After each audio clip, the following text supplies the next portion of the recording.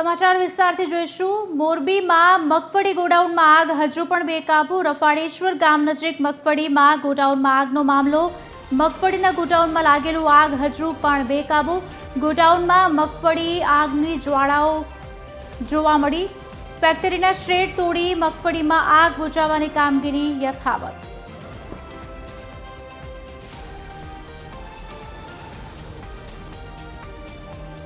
आज अंगे विगत आपशे संवाददाता रवि मोटवानी फोन लाइन पर जोड़ा है। रवि, अत्यारे हालनी स्थिति शुं छे, शुं विगतो मळी रही छे, केटलुं नुकसान, कोई अधिकारी तरफथी निवेदन आव्युं छे के केम आ विषय पर? जी खुशाली, जरूरथी जणावी दऊं। जे रीतना मोरबी जिल्लाना रफाळेश्वर गामे द्वारा जे जुदी जुदा विस्तारोमांथी जे मगफળી खरीदी करवामां आवती होय छे तेनुं एक गोडाउन राखवामां आव्युं छे। त्यां राजकोट, मोरबी, जामनगर सहित जुदा जुदा जिल्लाओनी मगफળી राखवामां आवी हती।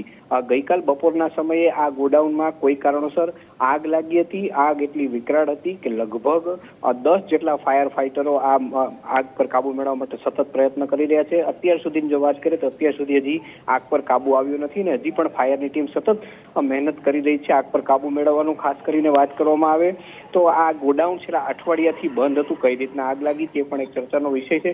જે અધિકારીઓ પાસેથી જે માહિતી મળી રહી છે ત્યાં 1,59,000 જેટલી મગફળીની જે બોરીઓ રાખવામાં આવી હતી। એક બોરીમાં લગભગ અંદાજે 35 કિલો જેટલી મગફળી હોય તેમાં આગ લાગી હતી ને આગ પડવામાં જ વિકરાળ સ્વરૂપ ધારણ કર્યું હતું। અંદાજે કહી શકાય કે 40 કરોડથી વધુનું નુકસાન આ આગમાં થયું હોવાનું હાલ માનવામાં આવી રહ્યું છે। આ મામલે તાલુકા પોલીસ મથકમાં નોંધ પણ થશે અને આગળની કાર્યવાહી પોલીસ દ્વારા કરવામાં આવશે। જી ખુશાલ। જી આભાર રવિ।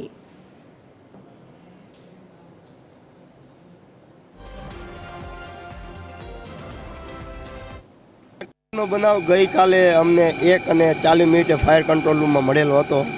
તાત્કાલિક અમારી મોરબી ફાયરની ટીમ 4 જેવી ઘટના સ્થળે આવેલી હતી। સાથે રાજકોટની ફાયર ટીમ અને એક વાંકાનેર અને એક જામનગર એમ કરીને ટોટલ 10 ફાયર ટેન્ડર ઘટના સ્થળે હતા। કન્ટિન્યુ કાલથી લઈને આજ સુધી 45 લાખ લીટર પ્લસ અમે પાણીનો મારો ચલાવી ચૂક્યા છે। હાલ મગફળીમાં આગ હોય એમાં જે ઓઇલી પદાર્થ જેવું થઈ જાય છે એને લીધે ફાયર કંટ્રોલમાં આવે છે, ફરી લાગી જાય છે।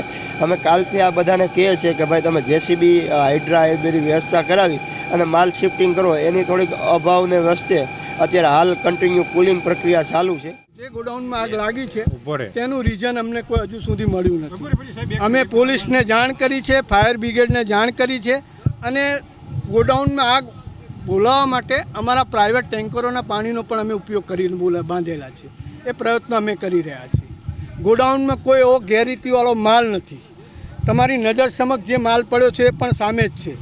એમાં કોઈ એવી વસ્તુ તમને દેખાય તમે મને કહી શકો છો।